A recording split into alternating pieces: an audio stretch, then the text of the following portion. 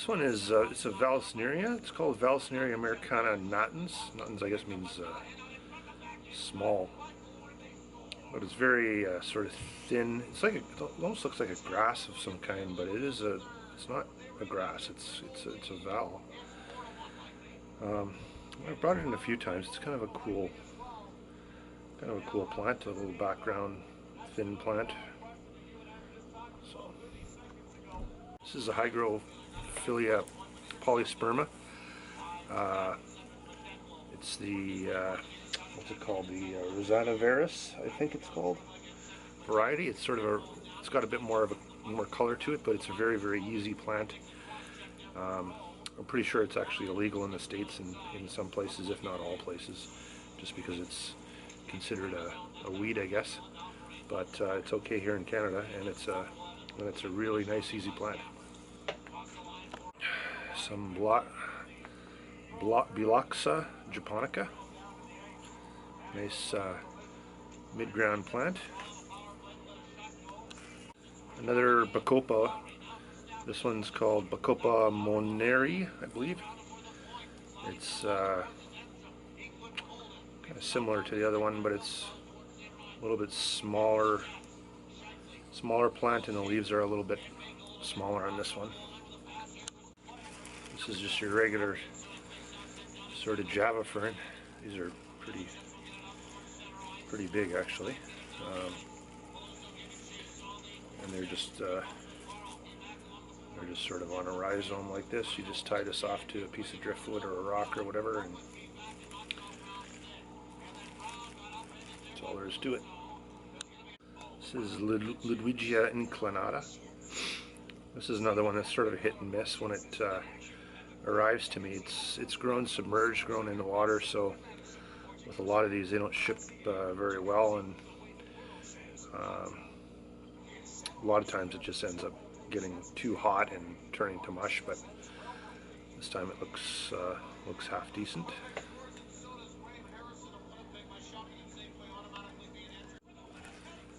Just some your standard Amazon swords, looking pretty good.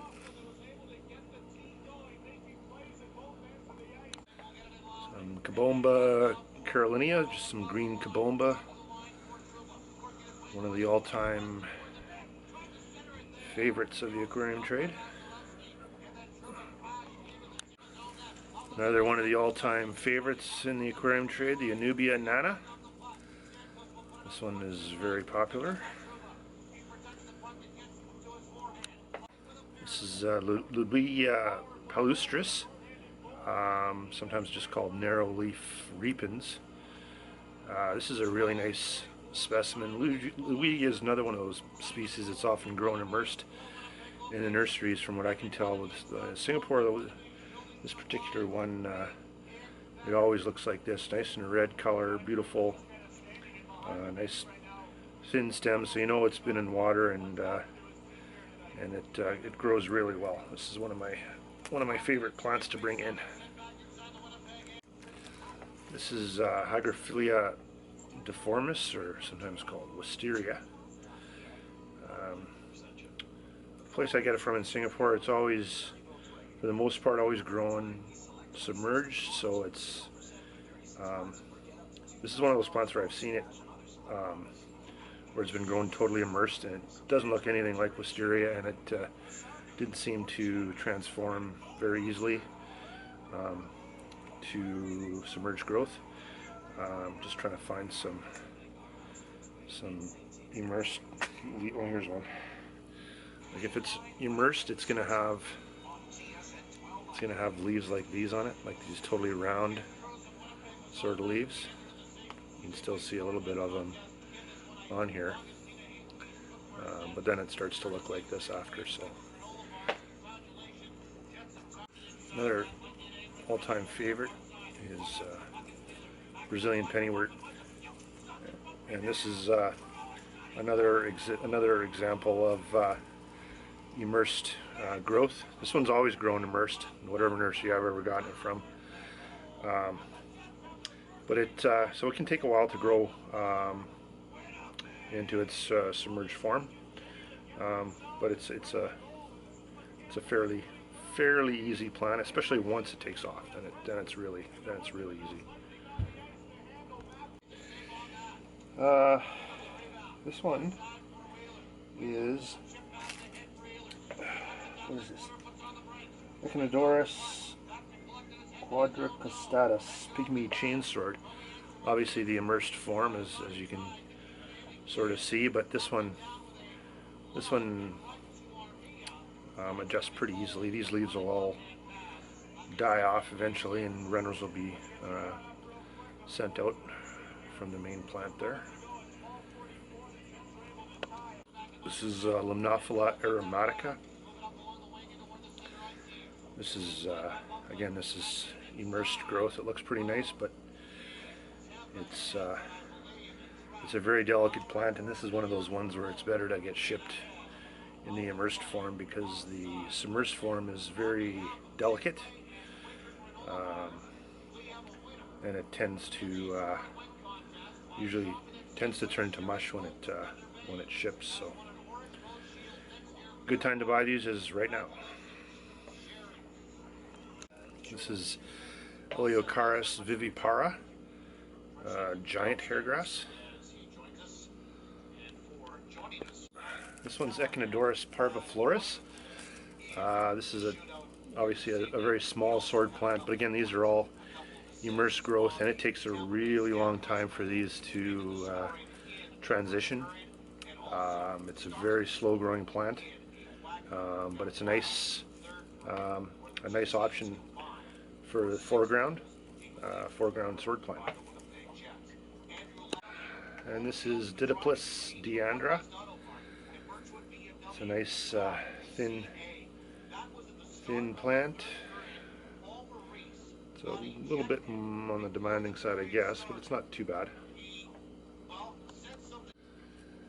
I've got a couple. I don't usually bring in pots of glosso because I usually just carry the tissue culture, but decided to bring in some this time, and they're looking pretty good. This is glosso stigma. This is a fairly demanding foreground plant if you want it to grow as a carpet. Good substrate, CO2, good light, all that kind of stuff. Otherwise, it just tends to grow straight up and it doesn't look all that good. This is Rotala wallachy. This is another good option if you're looking to add some color to your tank. This is a naturally sort of a brown pinkish type of plant. So if you're looking to add some contrast to the regular stuff in your tank, this is a good option as well. It's not terribly difficult, but I wouldn't put it in a low-tech tank, but as long as you have decent lighting and stuff like that, it should be a good option.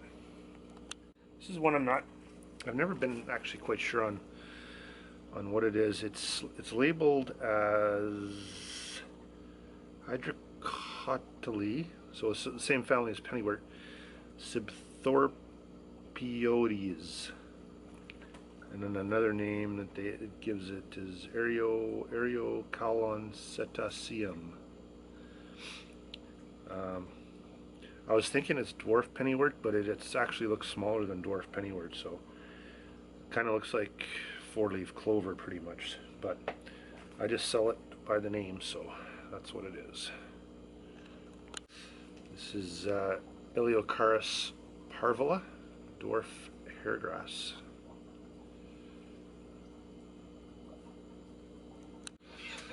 Nubia congensis. This Nubia is sort of characterized by a long, narrow leaf. Here we got some microsword. Microsword is always growing immersed like this. So just to show you a little comparison, this is obviously not sort of what you'd be looking for if you bought microsword. This is looks very tall. Microsword is supposed to be sort of a carpeting plant. So here's an example of, this is one I didn't even bother to remove from the thing. It's maybe, I don't know, a month or two old, and it's already sort of shed all those longer leaves, and it's starting to grow these smaller ones. And if I had, obviously if I had taken the time to plant it properly, it would have spread out and all that sort of thing, but I just kind of lost track of it. So, but that's sort of with these microswords, you just gotta just plant them and be patient, and eventually the runners they'll send out new runners, and it'll start looking good. But it's not a fast, if you're looking for a fast growing foreground plant, that's not your best bet, but it's a nice easy plant. Okay, this is stargrass.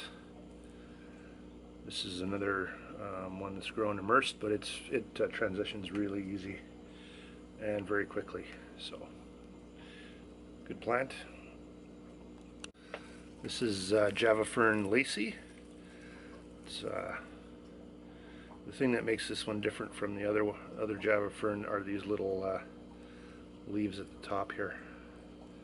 And it's a little bit smaller than the regular Java Fern as well. And the last one here, Anubias Barteri, and these ones look really, really nice this time. They're pretty big, similar to the Anubian Nana, obviously, but with a bigger, rounder leaf. So, anyways, that's pretty much it for this shipment of plants. So, if you have any questions, best way to get in touch with me is through Facebook, through the Planted Tank Center or the Planted Tank groups there. I'm usually hanging around there, or through my website. There's a link to contact me, and I'll try and help you out with whatever I can. All right, thanks a lot.